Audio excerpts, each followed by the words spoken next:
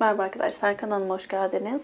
Bu gece sizinle beraber aklınızdaki kişi bu gece size neler söylemek isterdi ve ilişkinizle ilgili neler düşünüyor, bunlara bakacağız.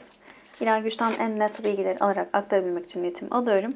Enerjiye dahil olmak için niyet almanız yeterli. Hemen başlayalım. Öncelikle aklınızdaki kişi sizinle ilgili ve ilişkinizle ilgili neler düşünüyor? Kendisini bu ilişki içerisinde nasıl tanımlıyor? Bunlara bakalım. Şimdi şu an enerjisine baktığımızda ilişkinizle ilgili ilişkinizi aslan metaforu olarak görüyor. Cesaret ve güç, çalışkan ve çabalayan, insani kamil ve mürşit mertebesine ulaşan dedi. İlişkinin içerisinde ciddi şekilde bazı sıkıntılı süreçlerle ilgilenmek, baş etmek durumunda kalmış olabilirsiniz. Ama bu ilişki içerisinde ilişkinizin daha iyi seviyelere gelmesiyle ilgili cesaretli ve güçlü olduğunuzu, iki tarafında bu ilişkiyi koruyup kollamakla ilgili, daha iyi seviyelere getirmekle ilgili çabalarının olduğunu söyleyen bir aklınızdaki kişi var diyebiliriz. Bu ilişkiyi oldurmak istiyoruz dediği bir durumun içerisinde geliyor. Şimdi ilişkiyi nasıl görüyor dediğimizde geçmişte yaşanılan bazı sıkıntılı durumlar olmuş olabilir bu ilişki içerisinde. Ya da örneğin sizin ya da aklınızdaki kişinin daha önceki ilişkilerinde, ailesinde ya da atalarında bu tarz ilişkilerle ilgili sorunlar yaşanmış olabilir. Güven problemleri yaşanmış olabilir. Geçmişten gelen bazı yüklerin bu ilişkiyi ciddi şekilde etkilediğini söyleyen bir aklınızdaki kişi var. Ve bu noktada aslında evet sıkıntılı süreçler var ama biz bu süreçlerin üzerinden, üstesinden kolaylıkla gelebiliriz dedi. O cesareti ve o gücü ilişkinizde gördüğünü söyleyebiliriz aklınızdaki kişinin. Bu ilişkinin ruhunu yakut olarak görüyor. Yakut tutkudan, aşktan bahseder bize. Yüksek enerjilerde olduğunuzu, birbirinize karşı ciddi bir çekim içerisinde olduğunuzu söyleyen bir aklınızdaki kişi var. Bu ilişkinin ciddi bir potansiyeli olduğunu, yani aranızdaki enerjinin çok ciddi olduğunu, yüksek olduğunu söyleyen bir aklınızdaki kişi var. Ve burada tutku bağının, yani aşk ya da tutku bağı diyelim, ciddi şekilde yüksek olduğunu söylüyor. Bu son açılımlarda bu enerji çok fazla geliyor. Yani tensel olarak da birbirine karşı çok çekilen enerjiler var. Bunun yanı sıra yani hem fiziksel hem de ruhsal olarak birbirine karşı ciddi bir çekim içerisinde olan ilişkiler için yapıyoruz açılımı, öyle söyleyebilirim. Şimdi devam edersek eğer, şimdi bu ilişki içerisinde bazı dengelerin bulunması gerektiğini düşünen bir aklınızdaki kişi var. Şimdi eril dişil denge uyumunu bu ilişkide sağlamış olabilirsiniz ya da birbirinizi tamamlayan enerjilerde olmuş olabilirsiniz. Ki birbirinizi çok net yansıttığınızda bu ilişkinin aslında iki tarafında direkt birbirini yansıtan enerjilerde olduğunu söylüyor diyebiliriz. Böyle düşünüyor. Yani birbirinizi tamamladığınızı düşünen bir aklınızdaki kişi var. Şimdi genel olarak ilişkiyle ilgili bunları düşünüyor. Kendisiyle ilgili neler düşünüyor dediğimde şunu göstermeliyim. Şu kartları. Şöyle yaparsam daha güzel olur. Şimdi şu anda enerjisine baktığımızda aslında kendisini nasıl görüyor dediğimizde, kendisini bu ilişkinin içerisinde nasıl görüyor dediğimizde köpek metaforu olarak geliyor. Sadakatin simgesidir. Köpek dosta gül düşmana diken gibidir. Köpek aynı zamanda yarattığı ve sahip olduklarına sadakattir dedi. Bu ilişki içerisinde çok ciddi bir sadakatinin olduğunu, size karşı sadakatinin olduğunu söyleyebiliriz. Şefkat enerjisi çok yüksek ama bu kişi alma verme dengesini ciddi şekilde bozmuş diyebiliriz ilişki içerisinde. Kendisini çok fazla verici olarak görüyor. Yani aslında çok ketum bir enerjisi de olabilir. İçinde çok büyük bir sevgi olabilir, çok büyük bir aşk olabilir.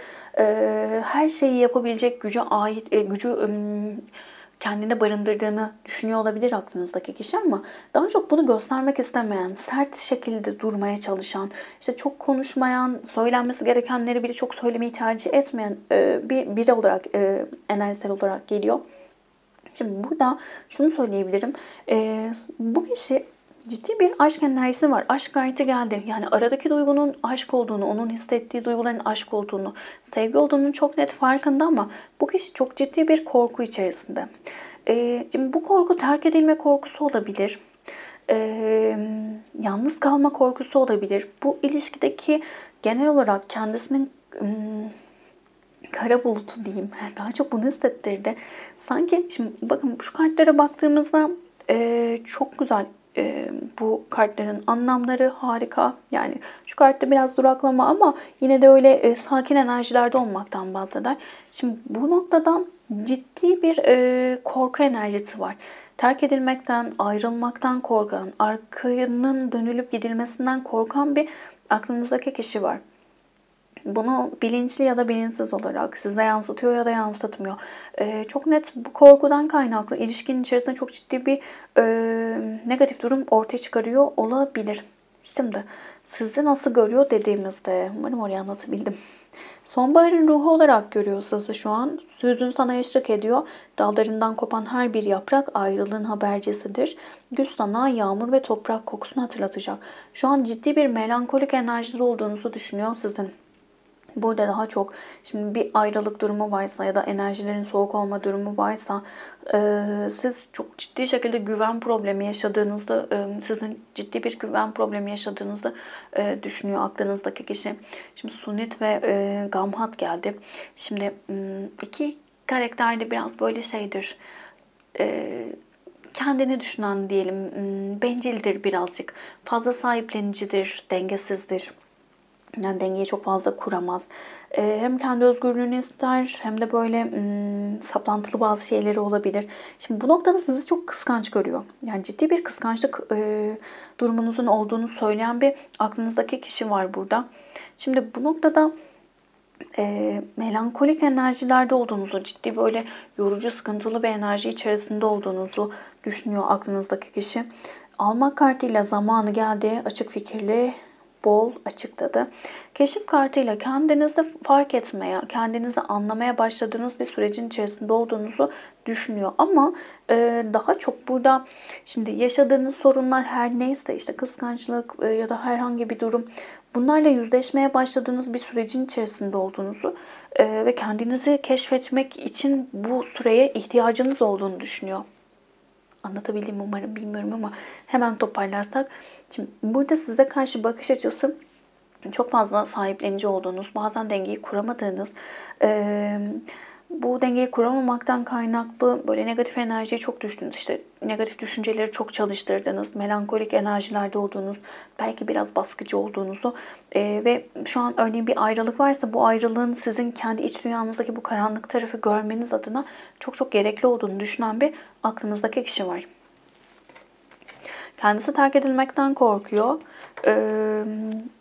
Ve ya aslında bu tarz olan kişilerin birçoğu da terk edilme korkusu olduğu için kendileri terk edilmeden terk etme potansiyelinde oluyorlar. Yani tam tersini yansıtabiliyorlar. Böyle bir durumun içerisinde olabilirsiniz. Ve bu kişi çok fazla böyle enerjide olabilir. Sizi yoran, zorlayan, mesela sizinle ilgili işte beni kıskanıyorsun olarak ya da çok kıskanç bir insansın olarak yansıtıyor ama bu noktada gerçekten böyle sizi zorlayan bir enerjiler ortaya çıkarıyor olabilir. Yani o sadece sen kuruntu yapıyorsunun dışında burada gerçekten böyle tasalanacağınız ya da kıskançlık ya da farklı bir duyguya, duruma geçeceğiniz durumlar ortaya çıkarıyor olabilir. Umarım cümleyi düzgün kurabilmişimdir. Şimdi şöyle soralım. Zihninde sizinle ilgili şu an kalbinde ve eylem enerjisinde ne var? Şimdi şu an böyle çok böyle üzerinizde gelmek istemeyen enerjilerde olduğunu söyleyebiliriz aklınızdaki kişinin.